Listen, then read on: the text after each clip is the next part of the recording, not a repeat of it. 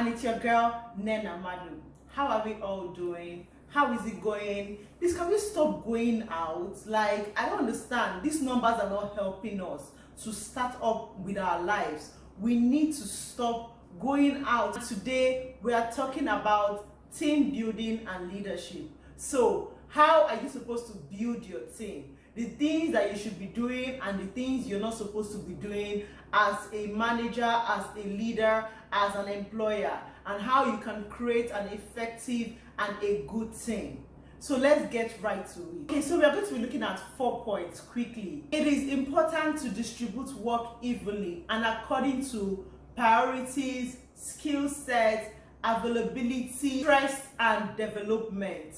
Be that leader that tends to practice favoritism in the workplace, especially if you're trying to build a team. Don't be that leader that gives maybe a particular set of people very tedious work, hard work, so much work, meanwhile some other people are having relaxed work. Or in a case whereby you are giving some people the best work that can improve their career and improve their stand in the company, whereby some other people are just doing small works that are very robotic and will not improve them both intellectually and in the environment. That will not help you to build an effective team. It will just make it very obvious, and it will make people to understand that, okay, that since this person is already favoring this person can as well do the job. Or there will now be a backlash or a means of people being gangs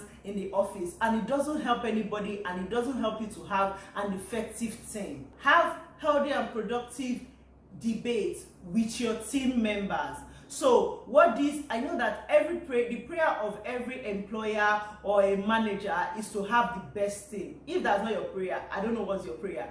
But the prayer of every manager and employer is to have the best team. So sometimes bring up topics for debate. You do not have to always be the one to win an argument or a debate.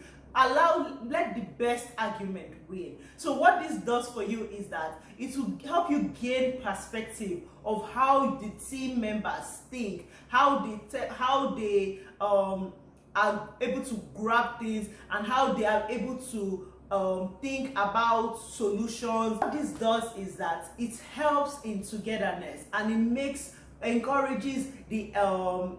encourages your team to be competitive enough. It makes them to know that their opinions count, and whatever it is in their head, so far it is the right thing, that it can be encouraged to talk about. It also builds confidence in the team, making them understand that, okay, you can contribute very well to this team, and your contribution will be notified, it will be taken, and it will be addressed. So you need to encourage healthy and productive debates once in a while in your office. Just throw in something and let everybody talk about it, and let the best argument win. You need to encourage them to share their ideas, and make sure you are not judging them. I know some of you are the perfect managers, the perfect everything that knows what's going on, but you need to encourage them and not judge them. So for instance, in case they have said something that doesn't make sense to you, what you can do is challenge them with more questions to buttress their points. Don't make it sound stupid, like, oh, what are you saying?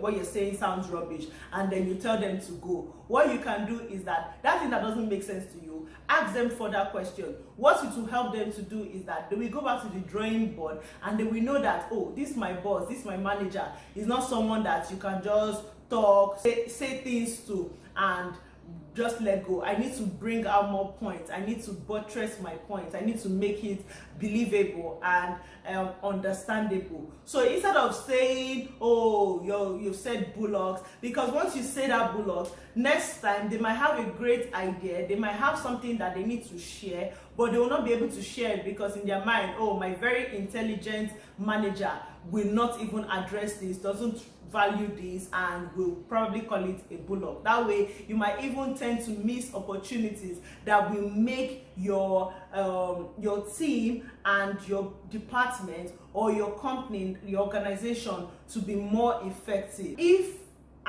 these employees tend to put in, as in suppress their ideas because you've called their ideas bullocks, and they tend to in the future suppress their ideas, what it will do is that there will be a separation in the team. There will be this cold feet that is happening around the team. There will be that fear of, oh, someone will let someone else say that I'm stupid though, let me just keep this to myself. And what that will make you do as a manager is that you will end up doing all the work and just have robots as team members. So any work and every stupid work and every irrelevant question will come to you, because you are the all-knowing manager, and that doesn't get people's ideas, that doesn't bother to share in people's idea. So it will bring separation, it will bring timidness, it will bring cold feet in the team, and it will give you as a manager more work for you to do, because you are the best in the crew and nobody is going to answer you anymore. Let me ask you in another point of view, are you a manager or an employer that is open to taking risk? I mean, if you're in business already, that means it's a form of risk already, and it's a form of risk that you're taking. That means you're a risk taker, right? So how do you encourage your team members to be able to be risk takers, especially in your business? Or are you that one that makes the office such a robotic experience that your team members do not even tend to think for themselves? So they are so scared to send that mail, that very small mail. They are so scared to even as much as reply emails to clients. So they wait for you to always proofread and get back to them and, you know, say stuff about an email before they will be able to go forward with it. Like, what kind of life is that? Why are you paying them? What's the point of that? So because you are a risk taker, have you introduced that attitude to your employees or to your team? Like, in my opinion, I feel like a scared team is not a very effective team. A team that lives in fear, a team that is scared of taking certain kind of risk or taking certain kind of decisions for the company, is not the most effective team. It's just it's not time effective, and it might not be cost effective for the company. You will just be paying someone's salary to be a robot.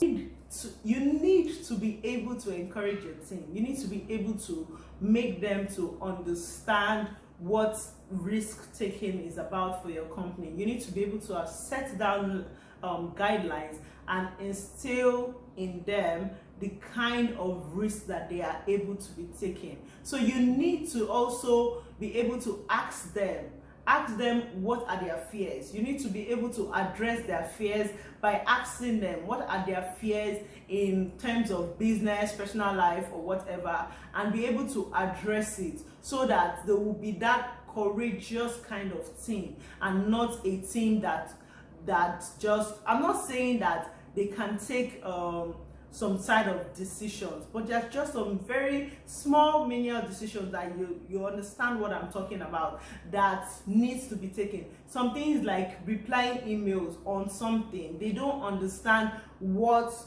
it is that they need to do at certain times. So this is where you need to address them.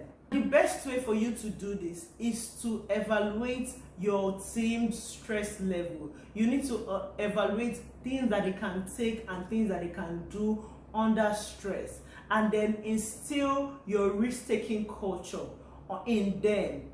Like, you are the ultimate risk taker, so you need to be able to instill in them that culture so that they can be able to make very easy decisions for the company, to save, to be very, very effective. Finally, what are your roles and standard of behavior. You're supposed to have a norm that you share, that you're able to share with your colleagues and with your team. These norms are your standard of behavior, the things that you can allow and the things that you do not allow. Don't be that boss that wants people to assume based on how far they've worked with you. They can assume the things that will trigger you and the things that will not trigger you. Like, you are not an egungun, so don't be that boss that tries to be very, very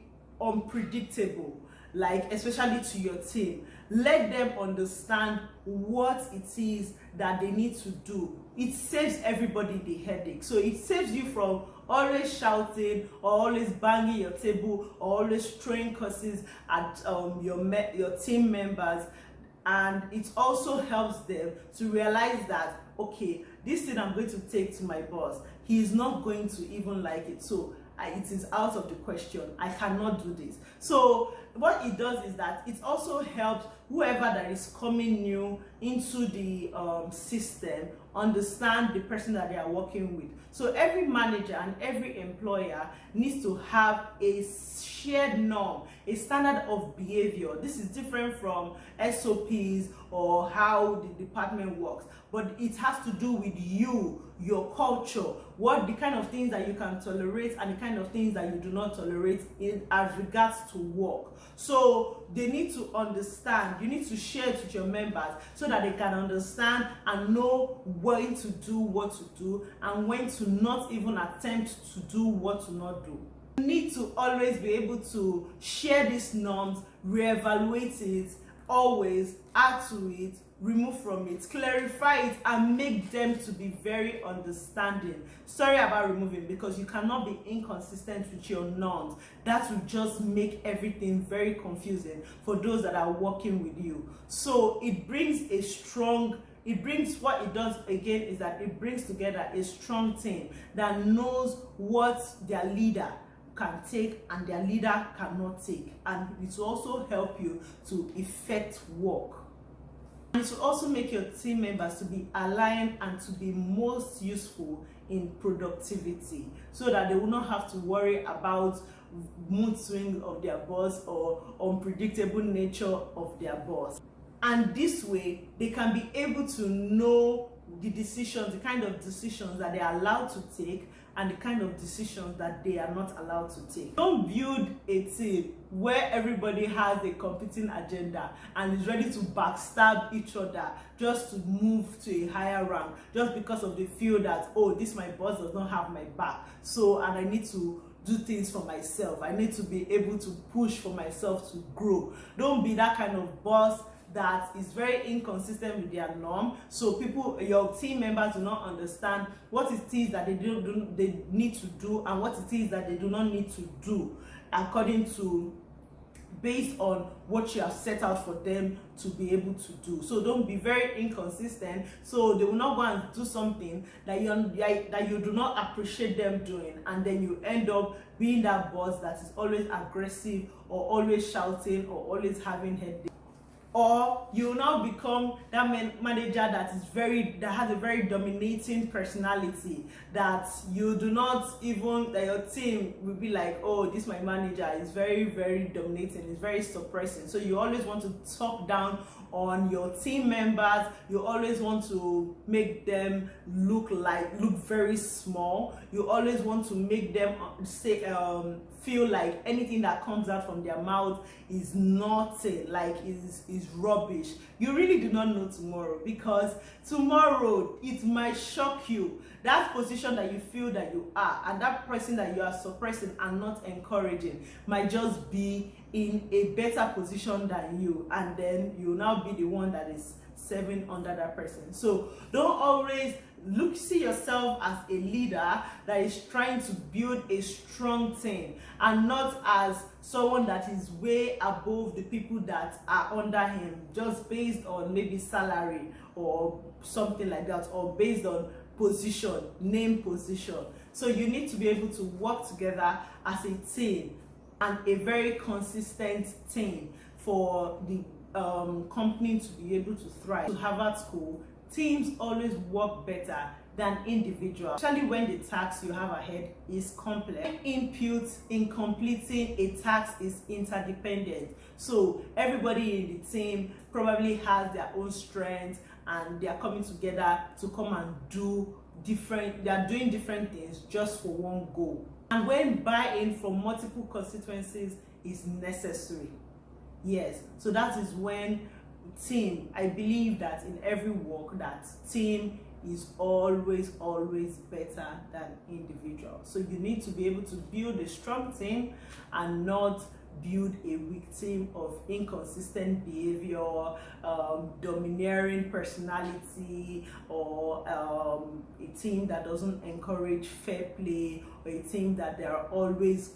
competing and backstabbing each other. Teams are supposed to exchange ideas, make recommendations, and handle multifaceted issues in the company. So as much as we are trying to, for every aspiring manager or for any manager out there, this is how to build a strong team. For every work that you're doing, remember, you need a strong team other than a weak team.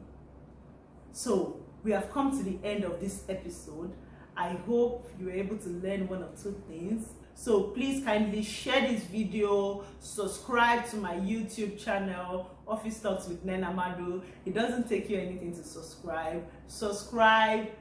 Like, comment, share this video, and we'll see again next week. So till next time, guys. See ya. Bye.